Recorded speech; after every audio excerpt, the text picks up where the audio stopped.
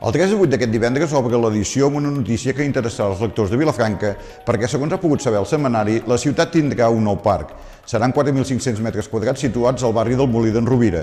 Trobaran tots els detalls a la pàgina 4. Aquesta setmana també hem sabut que s'ha descobert a Subirats un jaciment ibèric que podria ser el més important del Penedès i que podria posar en qüestió algunes hipòtesis històriques com els orígens de poblacions com Sitges al Garraf.